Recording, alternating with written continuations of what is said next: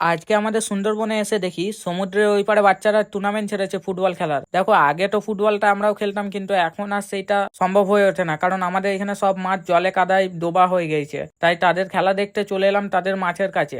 আমরা ছোটবেলায় যেমন একটা বাড়ির উঠোনকে ফুটবল খেলার মাঠ বানিয়ে ফেলতাম, তারাও কিন্তু একটা বাড়ির উঠোনকেই ফুটবল খেলার মাঠ বানিয়ে ফেলেছে। তাদের খেলা দেখে আমাদেরও খুব খেলতে ইচ্ছা করছিল।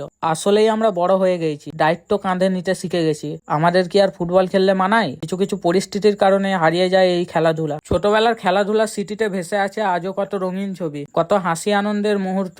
বাস্তব জীবনকে পেছনে ফেলে আসা সেই দিনগুলির কথা মনে পড়লে আজও মনটা কেমন আনমনা হয়ে ওঠে। তাই আমরা অনেক ভেতরে একটা মাঠের সন্ধান পেলাম, আর সেখানেই চলে গেলাম মাঠটাকে বাগাতে। দেখো, এটা আসলে একটা মাঠ না, এটা হলো একটা বাড়ির উঠোন। এখন বাড়ির কাজ বন্ধ আছে, তাই আমরা কিছুদিন খেলে নেবো। তাই মাঠটাকে বাগাচ্ছি, আর যে যার মতো কাজে লেগে গেছে। এখন মোবাইল আর ইন্টারনেটের যুগে খেলাধুলার ধরন বদলে গেছে। সময়ের সাথে সাথে আবার অনেক খেলাধুলা হারিয়েও গেছে। তবে শৈশবের সেই অমূল্য স্মৃতিগুলি আজও মনকে আনন্দ দেয় অনেক। মা বাবার বকুনিতেও সেই ভালোবাসা মিশে থাকতো, তা এখনো বোঝা যায়। শৈশবের সেই সরলতা ও হাসি খুশির দিনগুলো কখনোই ভোলা যাবে না। জানি না ধৈর্য ধরে কেউ এই বাজে ব্লগটা দেখবে কিনা। দেখো, অনেকটাই ভাঁট বকে দিলাম। দেখো, শেষ অব্দি যদি কেউ ব্লগটা দেখে যেও, তাহলে তার নামটা অবশ্যই কমেন্টে জানিও। দেখো, তোমাদের সঙ্গে ভাত বকতে বকতে আমাদের নতুন খেলার মাঠ প্রায় রেডি। আর মাঠের পাশে দাঁড়িয়ে খেলা দেখতে হবে না, বা কাউকে বলতেও হবে না যে আমার খেলাটা নেই। আমরা নিজেরাই মাঠ বানিয়ে ফেলেছি, এবার আমরা নিজেরাই খেলবো।